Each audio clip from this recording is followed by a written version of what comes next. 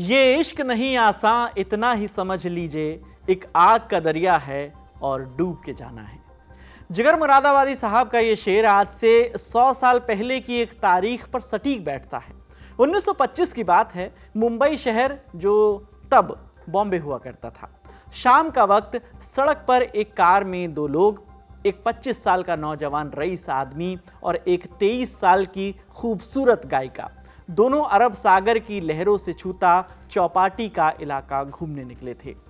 खाली सी सड़क पर दो गाड़ियां उनके इर्द गिर्द ऐसे धीमे हुई कि गाड़ी में बैठे जोड़े का पसीना छूट गया। उन दो गाड़ियों से कुल 9 लोग उतरे और उन्होंने उस महिला को किडनैप करने की कोशिश की। जब छीना झपटी बढ़ी तो उनमें से एक ने पिस्तौल निकाली और नौजवान के सीने में गोलियां उतार दी। कुछ ने चाकू निकाले और उन दोनों को लहूलुहान कर डाला। इतने में 3 अंग्रेज अफसर एक गाड़ी में अचानक आते दिखे। अफसरों ने मुस्तैदी दिखाई। हमलावर भाग निकले, लेकिन एक फिर भी पकड़ा गया। अफसरों ने दोनों घायलों को अस्पताल पहुंचाया। उस नौजवान की हालत बिगड़ती जा रही थी। उसे देखकर बगल के बिस्तर पर पड़ी उस लड़की के आंसुओं से उसके माथे की पट्टी भीग चुकी थी। अगले ही पल उस नौजवान की सांसें थम चुकी थी। इश्क दम तोड़ चुका था। ये वो कहानी है जिसमें बंबई का एक व्यापारी है, इंदौर के होलकर वंश का एक राजा है, बाद में पाकिस्तान के कायदे आजम बनने वाले वकील मोहम्मद अली जिन्ना हैं, और है एक महिला। नमस्ते, मेरा नाम विकास वर्मा है और तारीख में आज बात सदी भर पहले की सनसनीखेज बावला हत्याकांड की।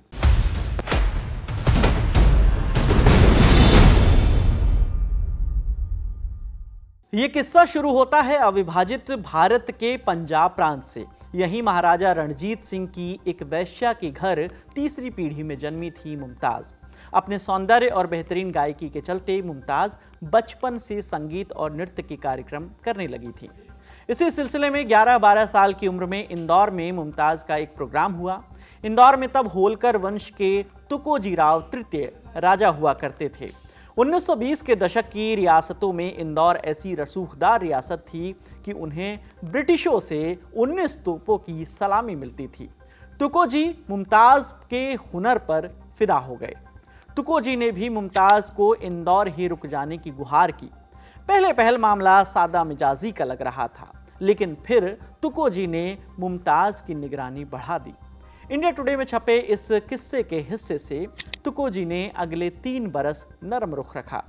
उसके बाद शंकर राव नाम के आदमी को मुमताज पर नजर रखने का काम सुपुर्द कर दिया। आगे 7-8 साल मुमताज इंदौर के महल में कैद जैसी जिंदगी जीती रहीं। यूं तो मुमताज तुकोजी राव के साथ यूरोप तक गईं, जिसमें इंग्लैंड की यात्रा भी शामिल थी, लेकिन ये यात्राएं भी तुकोजी के कहने पर होती थी। कहते हैं कि मुमताज के साथ जब तुकोजी किंग जॉर्ज पंचम से मिलने पहुंचे तो किंग ने मुमताज के साथ होने के कारण तुकोजी से मिलने से इनकार कर दिया था। इसके बाद भी मुमताज को तुकोजी अपने साथ ही रखते थे। जब तुकोजी ने शादी का भी प्रस्ताव रखा तो मुमताज ने उसे भी ठुकरा दिया। मुमताज अब इस बंदिश से तंग आ चुकी थी। इसी बाबा the Cartesian and the king नाम की किताब लिखने वाली सादिका पीर भॉय मुमताज के हिस्से से लिखती हैं, वो यानी मुमताज इंदौर में 11 बरस रहीं और वो किसी के लिए खिलौने से ज़्यादा भी अपनी ज़िंदगी खुद जीना चाहती थी।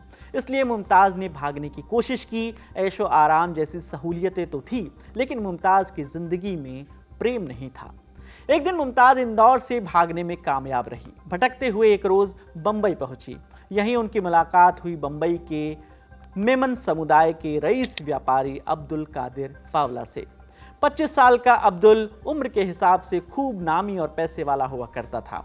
बॉम्बे के पॉश इलाके मालाबार हिल्स में उसकी कोठी थी, गाड़ियाँ थी, कपड़े का व्यापार था। इसके साथ वो तब बॉम्बे म्युनिसिपल बोर्ड में काउंसलर भी था। दोनों एक दूसरे के साथ वक्त गुजारने लगे। ऐसे में ही वो जनवरी 1925 की शाम आई जब हमलावर आए थे मुमताज़ को अगवा करने, और इसमें बलि चढ़ी अब्दुल कादिर बावला की। ये घटना जितनी बड़ी ट्रेजेडी थी, उतने ही जल्द ये मामला टॉक ऑफ द टाउन भी बन गया। बॉम्बे पुलिस ने कमिश्नरी के सीनियर अफसर पैट्रिक केली को जांच की कमान सौंपी। साजिश के तार इंदौर से जुड़े, मामला कोर्ट पहुंचा, बयान दर्ज हुए। इसी मौके पर इंदौर के राजा तुकोजी का नाम इस केस में सामने आया। ट्रायल के शुरू होने के पहले ही समाचार पत्रों ने इस केस पर फैसले देने शुरू कर दिए। पुलिस ने जिस एक शख्स को पकड़ा था, उसकी खैर खिदमत करते ही उसने अपने और सभी साथियों का पता बता दिया। पुलिस इंदौर पहुंची और 7 लोगों को गिरफ्त में ले लिया। ये सभी इंदौर के होलकर परिवार के यहाँ या तो काम करते थे या फिर किसी और तरीके से जुड़े हुए थे। इसी केस पर लिखी किताब the Bawla murder case, love, lust and crime in colonial India में धवल कुलकर्णी ने लिखा है, पुलिस गिरफ्त में आने वालों में एक नाम था आनंदराव गंगाराम फांसे का। ये होलकर की फौज का बड़ा अधिकारी और शंकर राव का भांजा था। शंकर राव जो जेल में था, उसने फांसे को मुमताज को वापस लाने को कहा। इससे महाराज खुश हो जाते और शंकर राव को जेल से रिहा करा देते। मामला ऐन वक्त पर जो हुआ वो अब अदालत में तौला जाना बाकी था। मुमताज भी शुरुआती बयान में इस हमले का शक तुकोजी पर ही वो जता रही थी। सबूतों में मिलती गोलियां, निगरानी दस्तावेज और मुमताज की गवाही इसमें शामिल थी। ऐसे में तुकोजी को इग्नोर करना पुलिस के लिए भी पेचीदगी भरा था। देश की ये खबर विदेशों में भी पहुंच चुकी थी। टाइम्स और स्टेट्समैन जैसे अखबारों ने इसे कवरेज दी। बॉलीवुड ने तो इसे फिल्म के प्लॉट में भी बांधना शुरू कर दिया था। इंदौर का होलकर मजबूत घराना था, लेकिन सामने भी मेमन मुस्लिम व्यापारियों का समुदाय पैरवी पर था। मामले ने इतना तूल पकड़ा कि इसकी चर्चा हाउस ऑफ कॉमन्स में भी हुई। ये केस और सुर्खियों में आया जब ये मामला बॉम्बे हाई कोर्ट पहुंचा। Justice L.C. क्रम्प और विशेष जूरी ने इस केस की सुनवाई की। धीरे धीरे केस खुला तो और भी बातें सामने आई। मुमताज और चश्मदीद अंग्रेज अफसरों की गवाही अहम साबित हुई। जैसे मुमताज को एक बेटी हुई थी जिसे तुकोजी ने मरवा दिया था। मुमताज के वालिद ने कोर्ट को बताया कि तुकोजी मुमताज को वापस पाने के लिए रोए और गुहार लगाते रहे, लेकिन मुमताज नहीं मानी और बॉम्बे आ गई। यहाँ भी धमकियों का सिलसिला जारी रहा। सबकी सुनने के बाद हाईकोर्ट ने फांसे समेत 8 और लोगों पर निचली अदालत के फैसले को जारी रखते हुए इनमें से 3 को फांसी की सजा सुनाई। मुख्य अभियुक्त फांसे की पैरवी तब मोहम्मद अली जिन्ना कर रहे थे। 1925 के इस केस तक जिन्ना भारत भर के नामचीन बैरिस्टर्स में से एक बन चुके थे। फांसे को अदालत ने जब फांसी की सज़ा सुनाई तो वो जिन्ना ही थे जिन्होंने उस सज़ा को उम्र कैद में तब्दील करवाया था। इतने नामी गिरामी वकील को अफोर्ड करने पर भी तुकोजी का ही प्रभाव बताया गया था।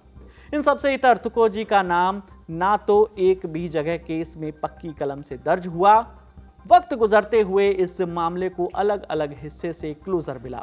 BBC के एक लेख के हवाले से तुकोजी ने जांच को बंद कराने के एवज में अपने बेटे यशवंतराव होलकर द्वितीय के पक्ष में गद्दी छोड़ दी। फिर ज्यादातर भारत से बाहर ही रहे। मुमताज भी अमेरिका चली गईं और गुमनाम हो गई। इन सब के बीच एक सवाल यथावत रहा, बावला को जो न्याय मिला वो न्याय संगत था या नहीं। कॉलोनियल इंडिया की कानून व्यवस्था, रियासती रसूख और लॉ के लूप होल से जुड़ी ये तारीख का किस्सा आपको कैसा लगा, आप हमें ज़रूर बताइएगा।